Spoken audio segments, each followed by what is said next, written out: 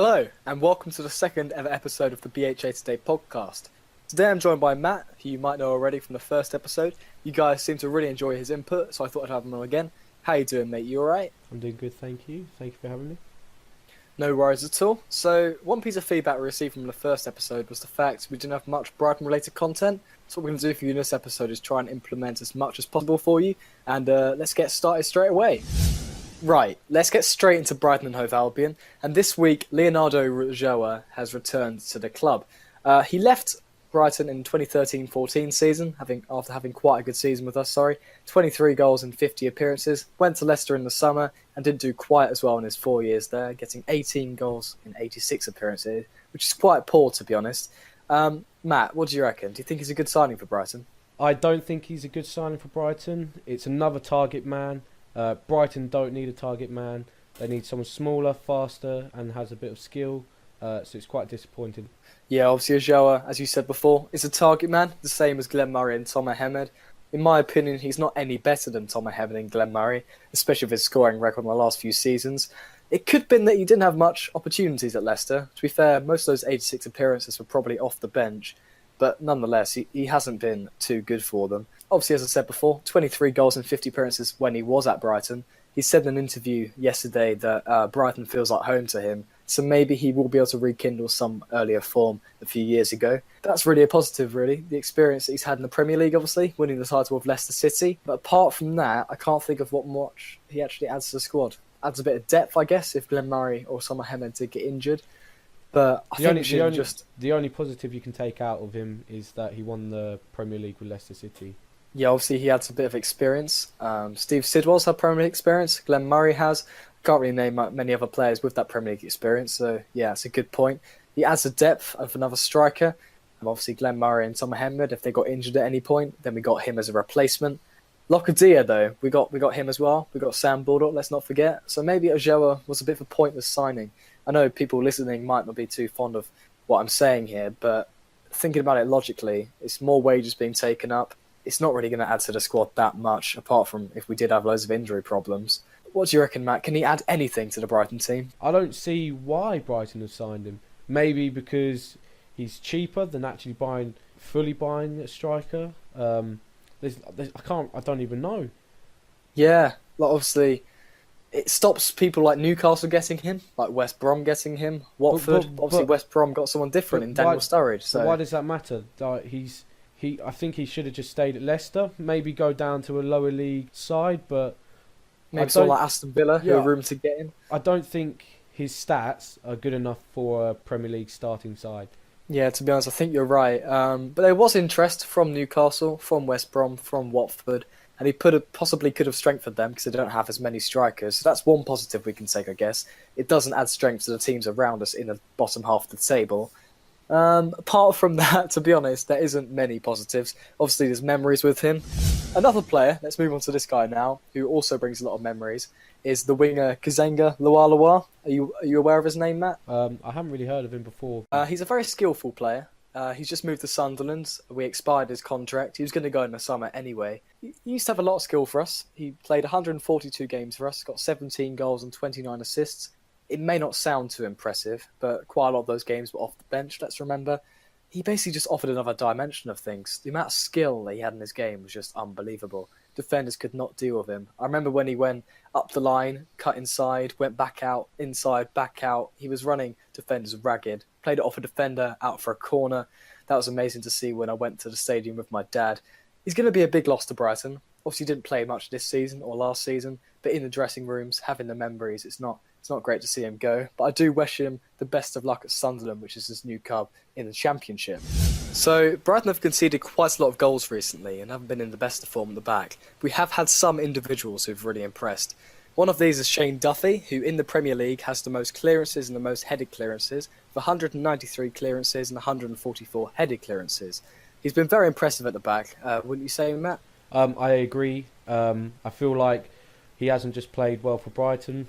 He's played well for his country, Republic of Ireland. He's also set pieces. He's been scoring a lot of goals, and it's on his form of his lifetime at the moment. He is indeed. And another person who has been on form as well is a centre-back partner, Lewis Dunk, who for me could be within a shout of going to the World Cup with England this summer. I think England should go over 3 at the back formation. Lots of other countries will probably try it. It's the trend at the moment.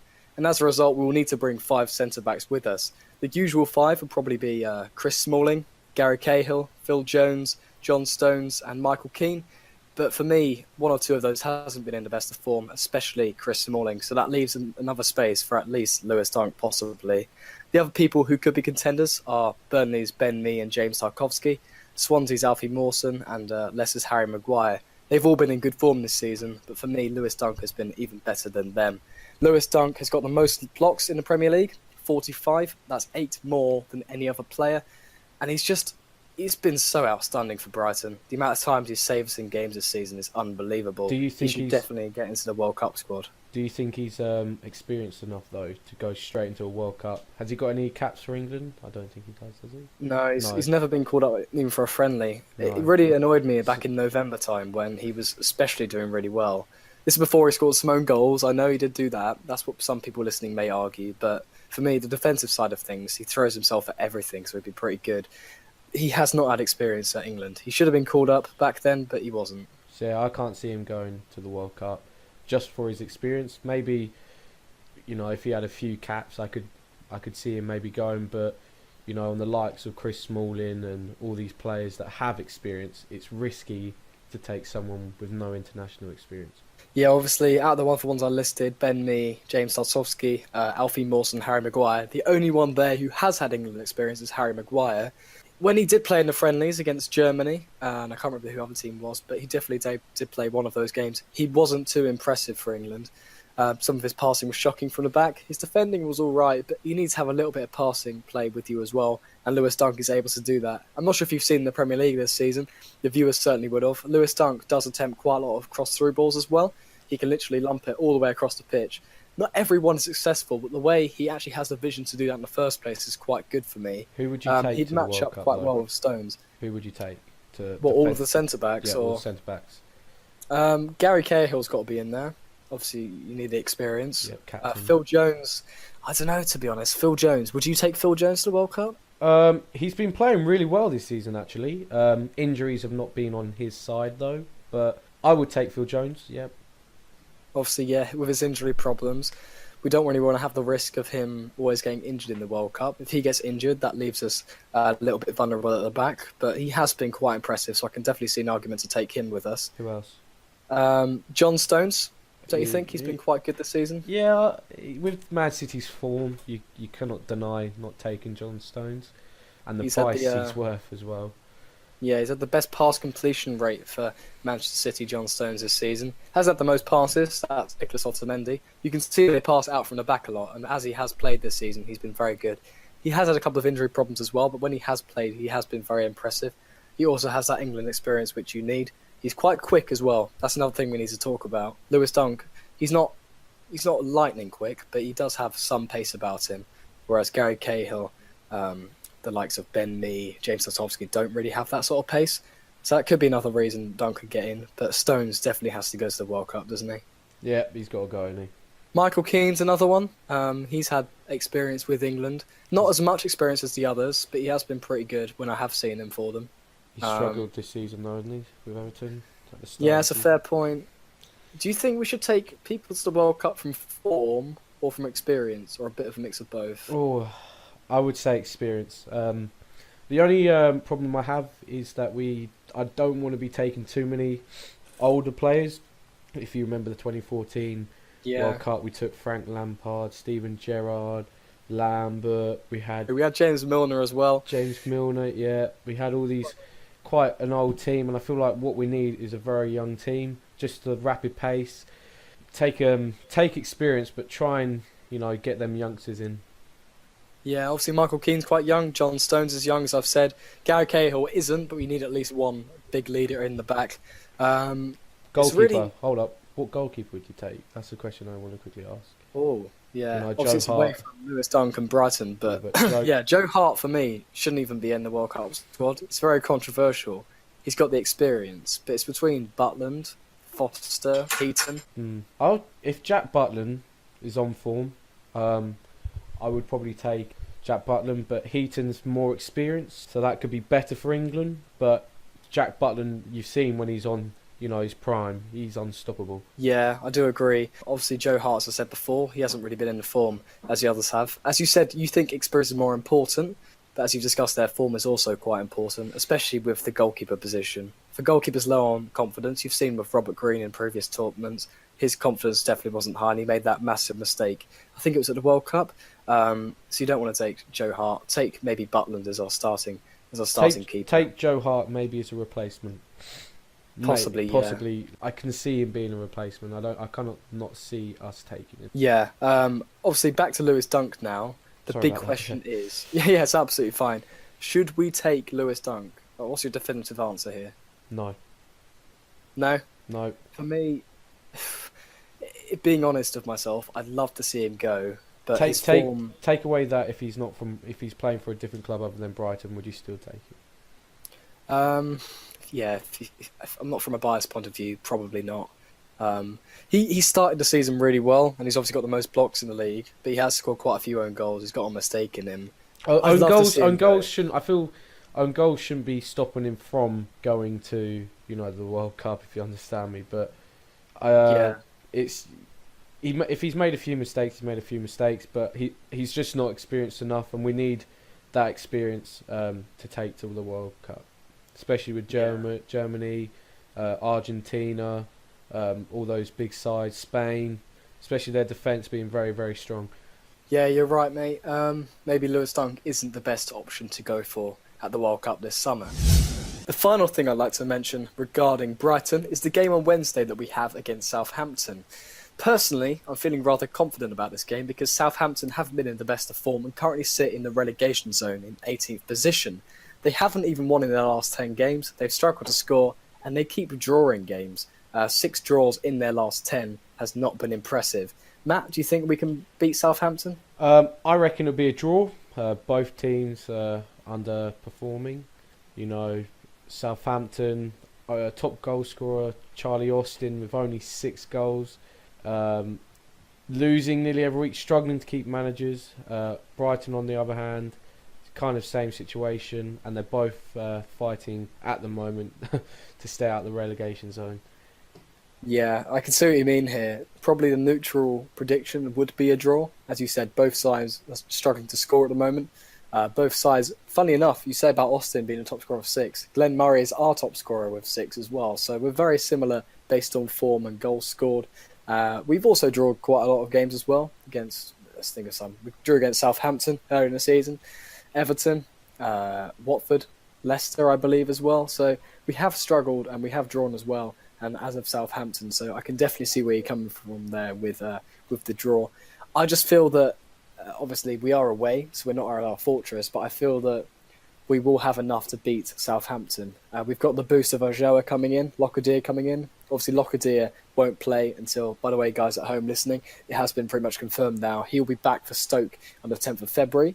Obviously, won't be having him for this game. Ulloa could be in a matchday squad, Houghton said in the press conference, so that's quite a big boost to the side. We've got a lot more options, basically what I'm trying to say. We've got a couple of people back from injury. Lewis Dunk and Shane Duffy are perfectly fit, so our defence shouldn't be too bad. I'm feeling optimistic, Matt. Can you see where I'm coming from? Yeah, I can see where you're coming from. For me, also, the Brighton players know. Obviously, Southampton have been in division quite a long time, and their confidence has dropped really low. Brighton, on the other hand, have had times where they've struggled quite a lot recently in the last few years, so they know what having low confidence feels like. So maybe that'll be a boost against Southampton.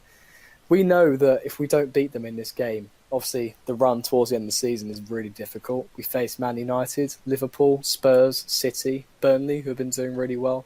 I'm probably missing a few others. Leicester, Huddersfield, who are in around us. It's going to be a really tough end to the season. So this game against Southampton is really important. It's a chance to get the 3 points that we desperately need.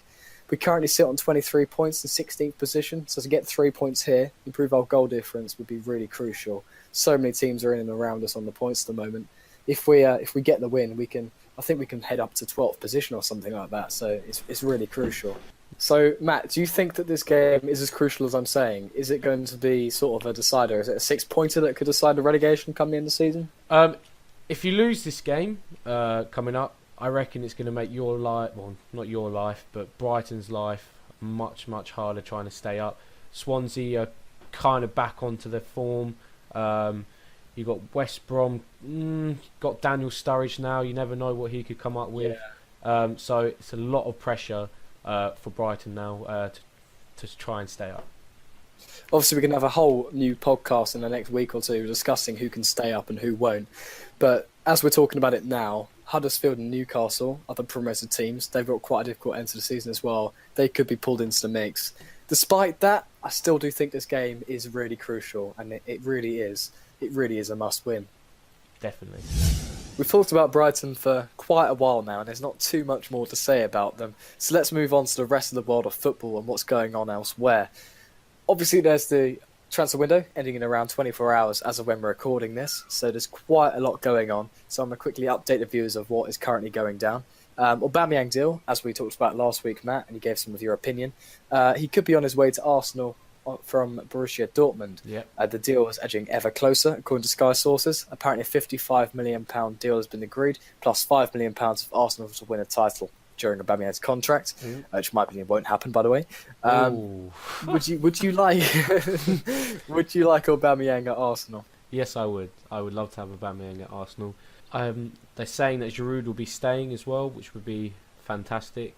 Having a target man with Aubameyang and maybe Lacazette would be just beautiful to see. But yeah, I'm over the moon. Yeah, definitely improve your attack. Literally, as we are talking right now, apparently he is, according to Sky sources anyway, it's breaking news, he's apparently on his way to London from Dortmund on a private jet, so it looks as if it might happen, mate. Brilliant. Absolutely brilliant. Really exciting for you. Another exciting rumour, which is happening at the moment, I think it actually might have been agreed, let's have a look. Aymeric Laporte, yeah, he's agreed to join Manchester City for £57 million. That's quite a big addition for them.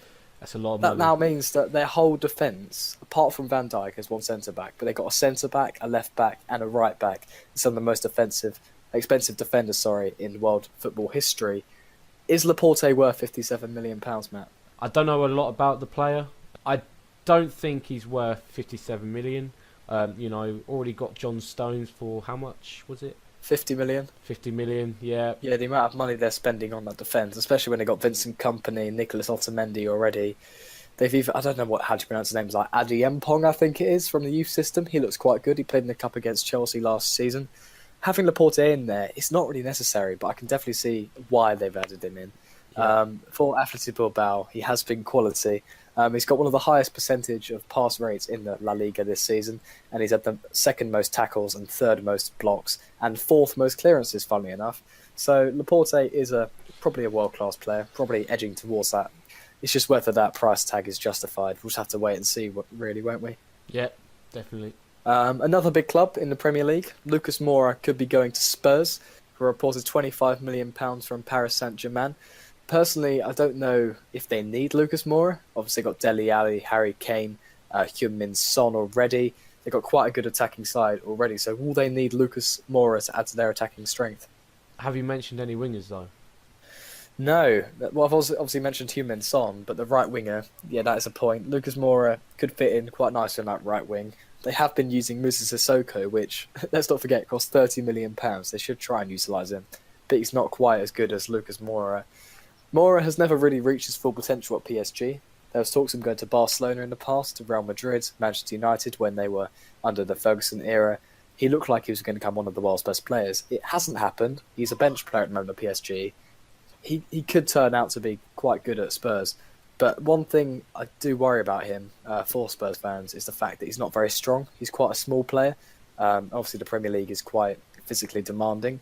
Do you think that will affect him at Tottenham? No, I don't think it will. Very, very fast. I think it'll be solid. He just needs a bit of time to adapt to the Premier League, but I think he's old enough and mature enough that he can handle the Premier League. Indeed, yeah. Lucas Moura, I think he's edging towards 25, 26 years old, so he has had quite a lot of experience, also in the Champions League, so he should be able to hopefully adapt for Spurs fans in the Premier League. Moving away from Spurs now, Chelsea, one of the other big sides in the top four currently.